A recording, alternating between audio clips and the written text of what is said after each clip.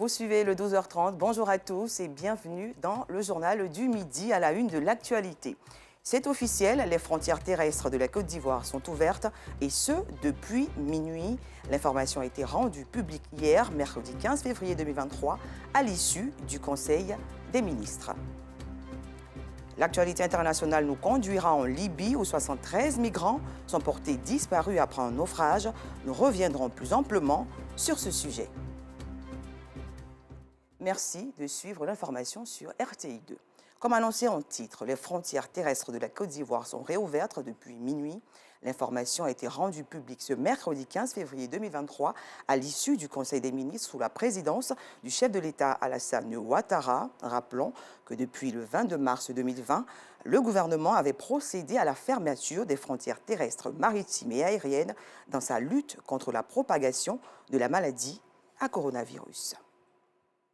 Revenons sur la célébration de la Saint-Valentin, cette fête dédiée aux amoureux. Ils sont nombreux, ces couples qui ont mis un point d'honneur à cette journée. Nos équipes ont sillonné la commune de Yopougon, connue pour son ambiance légendaire. Vous le verrez, Cupidon y avait posé ses valises. Reportage. Yopougon, rue mitoyenne au stade Jesse Jackson. Il est 23 h. Un encombrement de voitures malgré l'heure avancée. Des personnes, soit en couple ou seules, essaient de se frayer un chemin. Elles sont superbement habillées. La couleur dominante est le rouge, porté surtout par la gente féminine. La raison, elles célèbrent en ces belles tenues colorées la Saint-Valentin, fête des amoureux, comme l'appellent certains. Aujourd'hui, on a décidé de marcher un peu, de se faire plaisir, de se prendre un coup et puis rentrer. Je pense bien que c'est la raison de notre retard, je dirais, à cette heure-ci, au dehors. Pour d'autres, les couleurs portées sont liées à d'autres raisons. On vient de se marier, à peine ici. Ouais, c'est la femme qui a choisi la couleur jaune. Donc, comme elle a choisi, donc moi aussi j'ai aimé ça. Les Blancs nous ont fait venir, nous aussi on a adopté. Aujourd'hui, on se dit que c'est comme ça, nos coutumes. On a adopté ça, et puis en bien, voilà, tout le monde en rouge ici. Je remarque bien. Puis je me suis habillé comme ça pour dire que vraiment je suis africain, parce que c'est notre style ici. Bien sûr, les Blancs sont venus nous montrer leur manière, leur style d'habillement. Mais aujourd'hui, vraiment, moi, j'ai décidé de rester toujours africain. Dans ces restaurants, l'affluence est totale. On partage un repas en famille ou entre amis. Sortie où il y a... il y a plusieurs preuves d'amour, une sortie avec des enfants, simplement, face à face, je ne sais pas. Il y a plusieurs modèles de prouver à sa femme qu'on l'aime. Mais moi, cette preuve d'amour en famille, là, j'aime bien ça. C'est une occasion pour d'autres de manifester leur solidarité. Bon, le couple m'a invité à venir partager un petit repas pour la Saint-Valentin. Aujourd'hui, comme c'est Saint-Valentin, j'ai invité ma soeur parce que son mari a l'habitude de la faire sortir chaque année. Et cette année, ça fait défaut parce que son mari n'est plus. Donc j'ai voulu l'inviter un peu pour qu'on puisse s'amuser un peu. Les travailleurs sont obligés de redoubler d'efforts. En tant que serveur, vraiment, aujourd'hui, ce n'est pas comme les jours habituels parce que c'est très mouvementé. Parfois, on a des clients qui viennent juste pour des simples dîners, mais aujourd'hui, on a plusieurs couples. Des dîners en famille, entre amis, tout marche à merveille. Même avec un peu d'agitation, mais on tient le coup quand même. Non loin du carrefour de la caserne des sapeurs-pompiers, les maquis grouillent de monde. L'ambiance est à son top niveau. Ouais,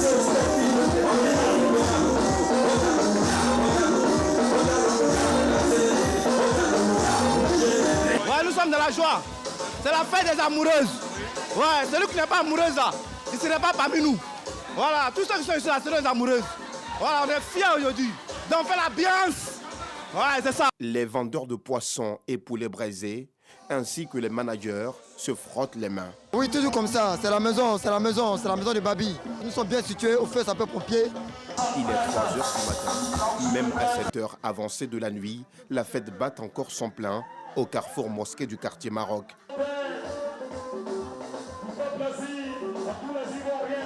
La Saint-Valentin a été célébrée avec faste dans un climat apaisé. Elles ont eu également droit à beaucoup d'amour de la part de leur mari, ces femmes qui aujourd'hui se retrouvent veuves. Moment difficile pour certaines qui ne s'en remettent toujours pas. D'autres par contre ont trouvé une consolation dans l'amour qu'elles reçoivent de leurs enfants en cette période de Saint-Valentin. Théodore Zouzou, Justin Kwasi et Clément Boko. C'est mon cadeau de la Saint-Valentin. C'est mon petit ami qui me l'a offert. Un cadeau de la part de son conjoint, Gossé, la voisine de cour d'Olga, n'en aura plus jamais. Il y a 2 ans, la grande faucheuse a emporté son mari. Ici au quartier Saint-Laurent, dans la commune de Yopougon. Ce 14 février, Gossé est nostalgique. En compagnie de leur fille unique, elle ne peut que passer en revue quelques photos gardées de lui.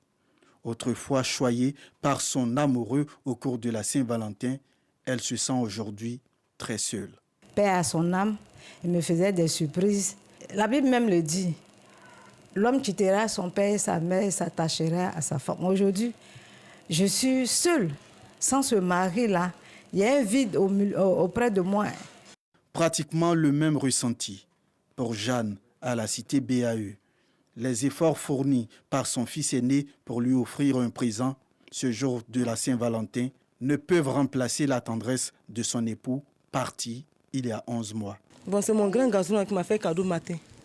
Il m'a donné un complet de pain matin.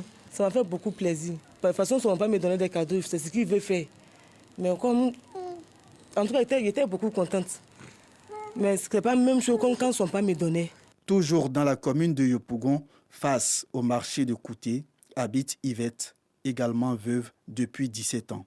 Ici, l'atmosphère est moins morose. Depuis 17 ans, il est décédé, on ne fêtait pas. Cette année, les enfants ont décidé de venir rester ensemble avec moi. J'ai préparé, on a mangé ce qu'ils peuvent faire. En tout cas, on s'est amusé. On est restés ensemble, en tout cas, c'était bien. Elle est très contente de nous voir parce que c'est une surprise en fait comme nous l'avons fait. Même s'il n'y a pas les moyens, il faut quand même passer voir la famille. Il faut quand même passer voir maman. Quand on le fait, ça ramène encore les vieux souvenirs. Cependant, l'ambiance bon enfant change après nos interviews. C'est pratiquement en filou que nous quittons les lieux pour la CDC Lems, chez Amarata, une autre veuve. À domicile, une bonne odeur s'échappe de la cuisine. Une atmosphère de fête avec les enfants. Son veuvage, elle l'a terminé depuis 7 ans. Je le fais avec l'amour des enfants. Parce que la Saint-Valentin, c'est élargi, c'est élastique. Quand tu ne gagnes pas pour mari, tu gagnes pour enfant. Donc après le décès de papa, en tout cas les enfants m'ont comblé de cet amour-là. Je ne me sens pas seule.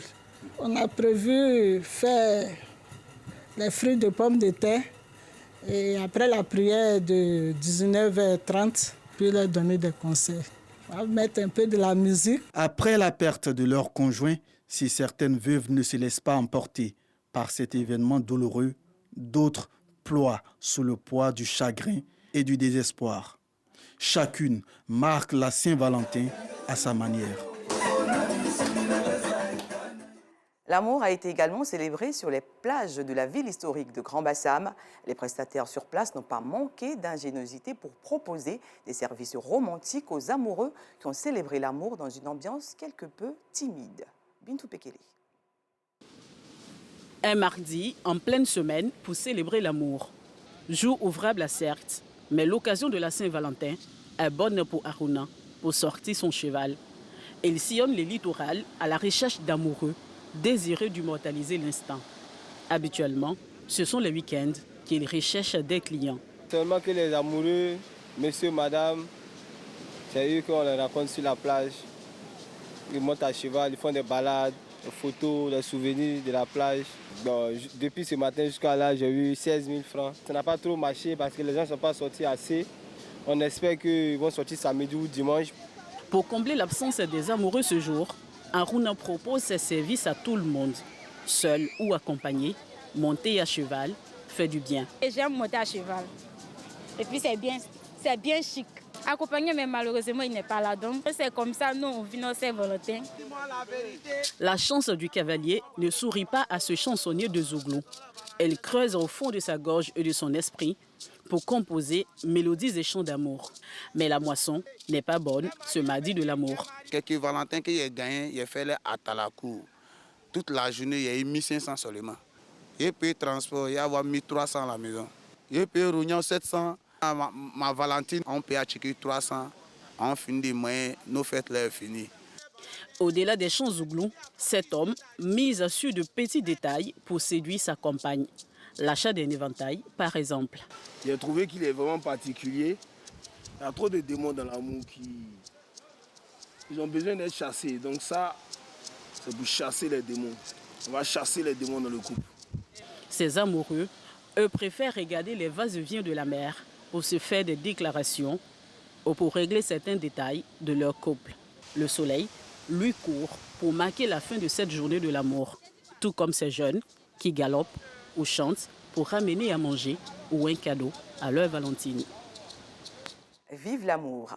Parlons cohésion sociale à présent et rendons-nous dans la commune d'Abobo. Le samedi 11 février dernier, les habitants de la cité Concorde au quartier PK18 ont célébré la paix qui règne dans leur cité. Cette cérémonie s'est tenue en présence de la ministre Candia Camara, par ailleurs maire de la commune. Reportage. Pour célébrer la paix, ils sont sortis nombreux. Hommes, femmes, jeunes et personnes âgées, tous habitants de la cité Concorde située dans la commune d'Abobo.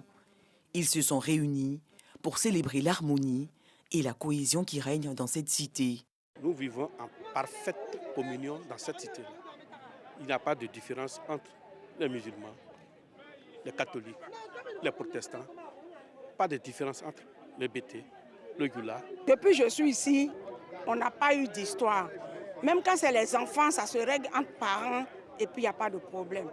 Nous sommes solidaires quand il y a un décès. Moi, je me rappelle l'année passée, j'ai perdu ma maman. Tout le monde était autour de moi, malgré que maman n'était pas dans la cité. Ici, notre particularité, par exemple, c'est que bientôt, ça sera le carême chrétien. Et nos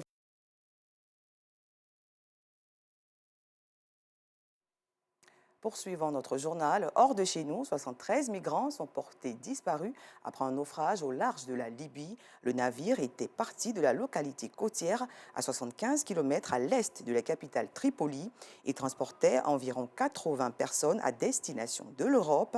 Au lendemain du naufrage, l'OIM, l'Organisation internationale pour les migrations, a indiqué hier que 73 passagers étaient portés disparus et présumés morts. 7 autres ont été sauvés et sont hospitalisés. Cette nouvelle tragédie porte le nombre de morts en Méditerranée centrale, l'une des voies privilégiées par les migrants tentant de rejoindre le continent européen à plus de 130 morts depuis le début de 2023, selon le recensement fait par l'OIM, signalant que le chaos qui a suivi la chute du régime de Mouammar Kadhafi en 2011 a fait de la Libye une voie privilégiée pour des dizaines de milliers de migrants originaires d'Afrique subsaharienne, de pays arabes et d'Asie du Sud, cherchant à rejoindre l'Europe. Et pour terminer, la 5e journée de mobilisation contre le projet de réforme des retraites prévu aujourd'hui en France s'annonce moins suivie que précédemment, les syndicats préférant se concentrer sur une prochaine échéance. Après une forte journée de samedi, l'affluence devrait être moindre ce jeudi. Au plan national, environ 650 000 personnes sont attendues, dont 40 à 70 000 personnes à Paris. En parallèle de ce défilé dans la capitale, les numéros 1 de l'intersyndicale manifesteront à Albi, dans le sud-ouest du pays, symbole d'une France des petites villes très mobilisées contre la réforme.